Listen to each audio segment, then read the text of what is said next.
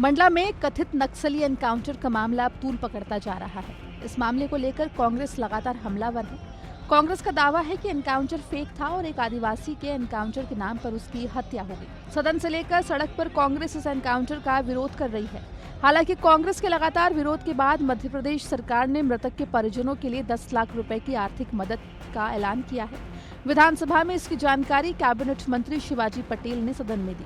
मंत्री जी ने मामले की निष्पक्ष जांच का भरोसा देते हुए कहा कि अगर जांच में वो मृतक निर्दोष निकला तो सरकार 1 करोड़ का मुआवजा और सरकारी नौकरी भी देगी।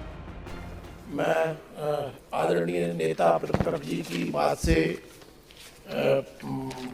ये निवेदन करना चाहता हूं कि उनके परिवार की, भले वो नक्सली थे या नहीं थे ये जांच का विषय है, लेकिन उनके परिवार की चिंता करना समाज और सरकार का दायित्व है। उसके नाते ही माननीय मुख्यमंत्री जी ने संवेदनशीलता प्रदर्शित करते हुए 10 लाख रुपए की राशि प्रदान की है और जो भी सुविधाएं, शासकीय योजनाएं उनके परिवार को पूरी दी जाए। सदस्यों की भावना को ध्यान में रखते हुए सरकार की ओर से मैं अवगत कराना चाहूंगा कि जांच आ जाए।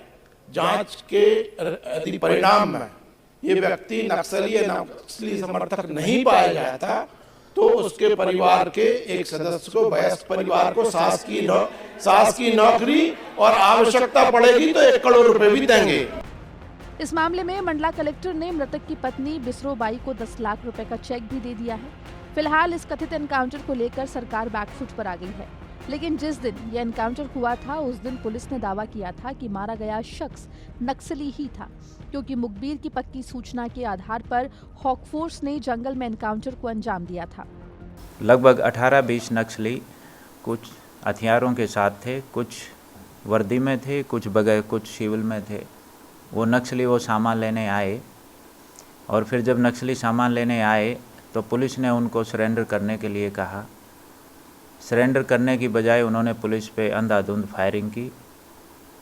पुलिस ने भी सेल्फ डिफेंस में फायरिंग की। काफ़ी देर तक फायरिंग चलती रही। बाद में जब फायरिंग बंद हुई तो पुलिस को एक व्यक्ति गिरा हुआ दिखाई दिया। क्योंकि रुक रुक के फायरिंग हो रही थी तो पुलिस भी अपनी पोजीशन लिए हुए थी। कल सर्चिंग नहीं हो पाई क्योंकि काफ़ी फिर अंधेरा होने लगा था। फिर आज सुबह जब सनलाइट के बाद फिर पुलिस ने दोबारा सर्चिंग की तो एक जो मृतक है उसे कुछ दूरी पर हमें 315 बोर की एक बंदूक मिली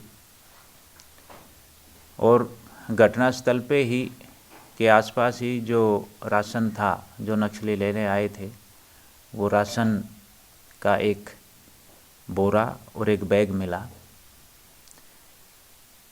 क्योंकि 18-20 की संख्या में नक्सली रहे हैं तो हमने काफ़ी बड़े एरिया में अलग CRPF और हॉक की टीमें डाल के हम सर्चिंग कर रहे हैं।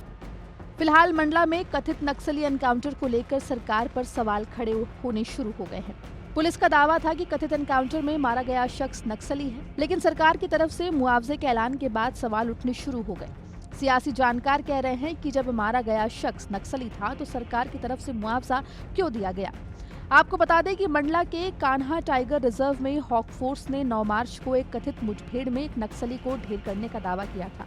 इसको लेकर सरकार की तरफ से कई मंत्रियों ने हॉक फोर्स की पीठ भी थपथपाई थी। मृतक की पहचान खटिया नारंगी गांव के खसरे टोला निवासी हीरन सिंह के रूप में हुई थी। इस मामले में नक्सलियों के 2 सहयोगियों को भी गिरफ्तार करने का दावा किया गया था। मृतक आदिवासी समुदाय बैगा जनजाति का है। हालांकि कांग्रेस शुरू से ही इस मुठभेड़ पर सवाल उठाती नजर आई है। मंडला से सैयद जावेद अली की रिपोर्ट, MP तक।